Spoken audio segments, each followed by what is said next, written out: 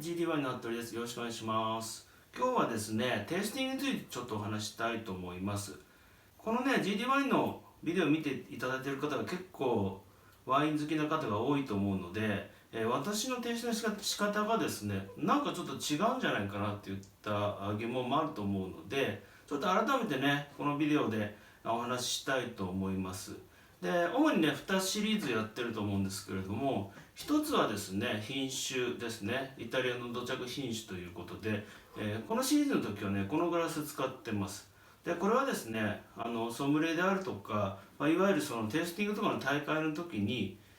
きっちりと企画して作られているものです。ですので、比較シーンする時は、ね、統一されたものでやると、比較しやすいということでこれを使っています。でもう一つはね、美味しいワインシリーズですね、に関しては比較的大きいグラスですね、大きいグラスでやっています。でこれはね、あくまでおすすめするワインが、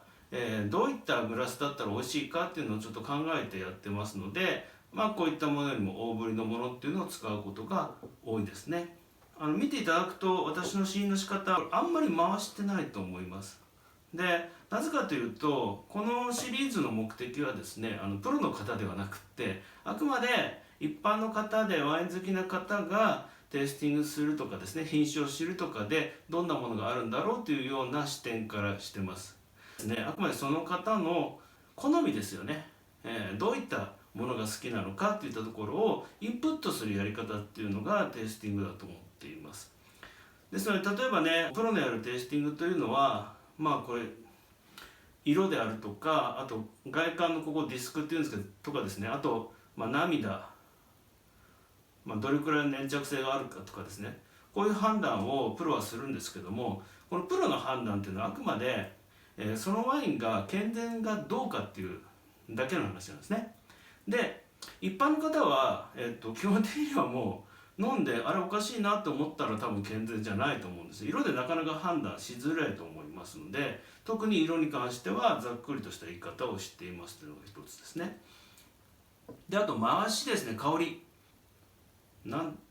そうですね、ソムリエさんとかの、テストとかもそうですけども、大体香り3つあるって言われてて、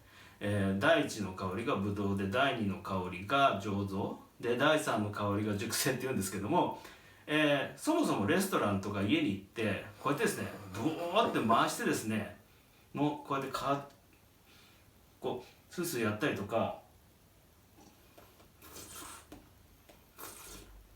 ズーズーやったりとかですね、こんなことはもう絶対しないですよね。マナー違反ですから。ってなると、普通に考えたら開けて、多分皆さん飲む時にグーって回さないですよね。大体こう大きめのグラスでゆっくりゆっくりで、ちょっと私これ回すの苦手なんでこう下使ってますけど、プロの方はね、本当にうまい方はここでぐるっと回しますけど、で香りの奥を引き出すみたいな感じでするんですけど、飲む時はそんなことしないので、軽く香った感じで第1マとか第2のアロマとかっていうのはもうそういう話はしてませんと。であと香りのね表現なんですけど、私も言うんですけど、パッションフルーツであるとか赤すぐりであるとか腐葉土とかっていうんですけども、これはね皆さん多分、例えばパッションフルーツ、私もこの間ちょっと香ってあんまり変わらないですよね、パッションフルーツって。であと赤すぐりって食べたことありますからね、もう酸っぱいだけで全然いい香りしないとかですね。でそもそも腐葉土ってなんやねんって話だと思うんですけど、森林の香りとかね。でこれは自分の中で、どういった香りが好きなのかとか、どういうふうに表現するとまとまりやすいのかっていうようなところで、少なくてもいいので自分の単語でですねやることが多いです。大体ワインっていうのはもちろん例外いくらでもあるんですけど、色と香りっていうのはあまり誤差がないです。例えばこれ見ていただくとちょっともう黄金がかってますよね。黄色とか白とかですね、ちょっと緑がかった色ではないので、これおそらくもうその草とかね、そういった香りとかはしなくって、蜂蜜とかかりんとかそんな香りするんじゃないかなっていうような感じで香ってみると大体ねそういう風な香りしますし、これよりもオレンジだったら例えばオレンジ系の香りっていうのが普通はします。ただ自分の中でどういった香りが好きなのかっていうのを、いくつかね単語を覚えておくといいと思います。プロみたいにね難しい言葉をね使わなくてもいいと思いますね。で赤ワインも同じですね。赤ワインもこう大体色とですね香りっていうのが一致すると思います。でその中で自分が好きな香り、例えばいちごっぽい香りだとこれも紫なんでおそらくスミレっぽい香りがするなっていうのをちょっと見てわかる。あと黒い果実ですよね。黒い果実系プラムだからとか、チェリーだったらどちらかというとアメリカンチェリーとか、そういった香りがするんじゃないかなっていうのがありますと。テイスティングのですね、よく私こう丸いであるとかストンであるとかって言うんですけど、基本的にですね白ワインの構成っていうのは果実味と酸味とそれから苦味ですね。甘口の場合は甘みとかありますけど、この3つの構成プラス本にはあまり出てきません。私うまみを入れてもいいと思います。日本人なんで。なのでこの構成がどんな構成が好きなのか、別にバランスがいいから素晴らしいというだけではなく、例えば酸が出ててもこの酸味好きだなとかですね、これちょっと果実味ない方がいいなとかですね、あと果実味がドカンときてちょっと酸が少なめが好きであるとか、そういった好みをね構成として、考えますと。で赤にはそれプラスね渋みですね、タンニンがありますけれども、構成で考えるようなインプットをしていくような意味ですね。例えば私赤ワインで好きなのはやっぱりヨーロッパのちょっと寒いところで作られるような赤ワインのが好きです。でこれはもう単純に好みの問題で、ちょっと南の方に行ってしまうとどうしても酸がですね立たないというかですね、どうしても果実味でドローンとしたちょっとキレの悪いワインになることがありますと。ですのでそこは好みなんですけど、私はちょっと酸味がこうきっちりと整っている赤ワインのが好きですね。ちょっとポイントというかですね、いくつかワイナリーの方と話していて気づいたのがですね、私の知り合いで親友の方がですねイタリアの素晴らしい、生産者なんですけれども、彼らのテイスティングというのは非常に単純です。で私に言ったのも、2つですね。好きか好きじゃないかというふうに表現しろと。これイタリア語だとミピアーチェとかノンミピアーチェっていうんですけど、要はね飲んでこれ俺好きだな、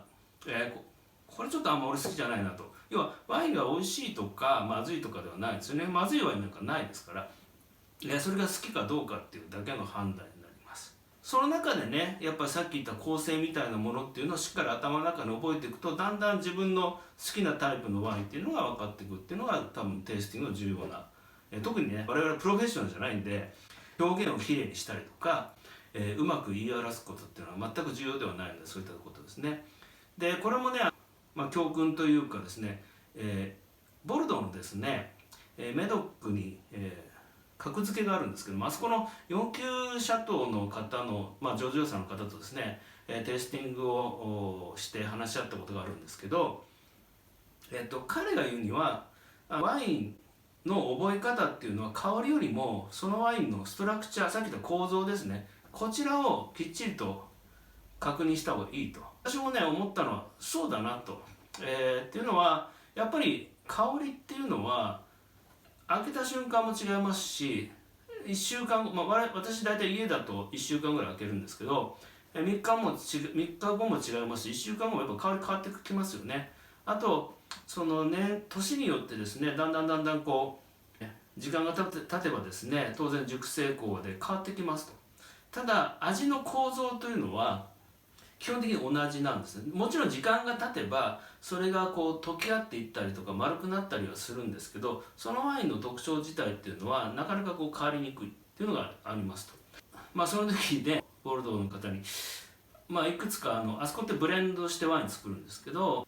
ブレンド前のものであるとか古いものであるとかっていうのを渡されてね、じゃあこれはどういう構造でというのを言ってたんですね。それはですねやっぱりブレンドする時にこの品種だったらこうだからこの品種でこう補おうとかですね。でもちろんそこには香りとかも入ってきますよ。入ってくるんですけど、やっぱりワインとしてどういうバランスをとって出すのかっていうところに、特にねボルドーの人はもうブレンド技術というところでやってきてますから、そのあたりの考え方っていうのはしっかりしてたなと思いますね。長くなりましたけど、やっぱり大事なのは好きかそうではないかっていったところ、じゃあその好きか嫌いかっていうのをどういうふうに判断していくのかっていったところで、ある程度やっぱり香りも重要なので、ある程度こんな香りでこんなストラクチャーがあればいいよと、そういったですねインプットさえしておけばいいかなと思うんですね。例えば飲んでこう丸くぐわっときて、でストンと落ちるのが好きなのか、ちょっとこうなんですかスラッときてこう余韻がこうフォッとなるのが好きなのかとかですね、いろいろね好みだと思いますので、ぜひね今後もビデオの方よろしくお願いいたします。はい、 GD ワインの服部です。今日はありがとうございました。今日ねちょっとそのテイスティングについてお話ししました。何度も言いますけどね、このビデオはあくまで一般の方向けです。プロの方はね当然プロのやり方があるので、それとはねちょっと違ったやり方をしてますが、目的は皆さんの方でどうやってワインを自分の好みのワインを見つけていくのか、なかなか難しいですよね。いいレストランとか行くと、当然いいソムリエがいますんでソムリエに任せるんですけど、それに対してどういうふうな伝え方をするのかですね、そこをですねやっぱりある程度覚えておくと勧められてもあまり外れがないなっていうのが多いと思います。例えばそれがワインの名前でもいいでしょうし、ある程度こう自分で表現できるようになれば、いいかなと思いますので、今後ともよろしくお願いいたします。失礼いたします。